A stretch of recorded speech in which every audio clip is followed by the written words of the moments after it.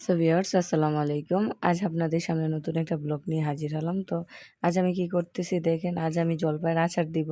তো সবটা রেসিপি আপনাদের সাথে শেয়ার করব।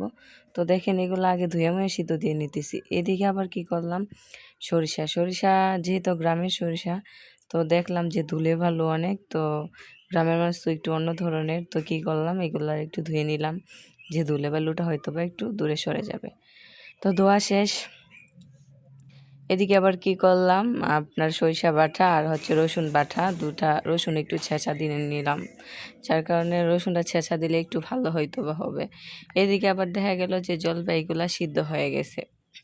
তো সিদ্ধ হওয়ার পরে আমি আবার কি করলাম, এইগুলারে কাঁটা চামিচ দিয়ে কেটে কেটে একটু মানে করে নিলাম, গত করে, ঠিক আছে, যাতে ভালো হয়। এদিকে আবার কি কি নিছি সব কিছু দেখাইতেছি। এদিকে নিলাম কি শুকনো মরিচ, তারপরে জিরা, তারপর তেজপাতা। তো নিয়ে এদিকে আবার কাঠি সরিষার তেল দিয়ে নিলাম। তো যেটার মধ্যে আমি রেসিপি আচারটা দিব, তো এটা নিয়ে নিলাম। তো এদিকে কাঠি সরিষার তেল দিলাম। তো তারপরে এটির মধ্যে শুকনো মরিচ দিয়ে দিলাম। শুকনো মরিচ দেওয়ার পরে একটু নাড়াচাড়া দিতেছি। তো নাড়াচাড়া দেওয়ার পরে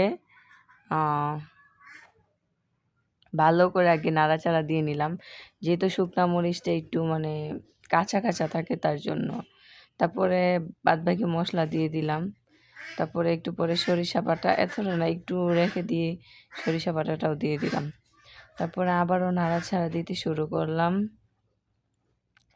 নাড়াচাড়া একটু ভালো করে দিলাম যাতে সবটা একসাথে মিহিন হয়। তারপরে একটু পরে আবার যেটা আসল মশলা, চিনি, তো চিনিটা দিয়ে নিলাম। তার ভিতরে আবার পাঁচফোড়নটা দিলাম, একটু পাঁচফোড়ন দিলে একটু টেস্ট হয় আলাদা। তো চিনি দিলাম, চিনি দেওয়ার পরে একটু নাড়াচাড়া আবারও দিতেছি। নাড়াচাড়া দেওয়ার পরে একটু পানি দিলাম, যেহেতু এটার সাথে মিশবে কিন্তু সময় লাগবে, একটু পানি দিলাম। পানি দেওয়ার পরে একটু, যেহেতু কালারটা অন্য ধরনের, একটু মরিচ দিলাম, একটু হলুদ দিলাম।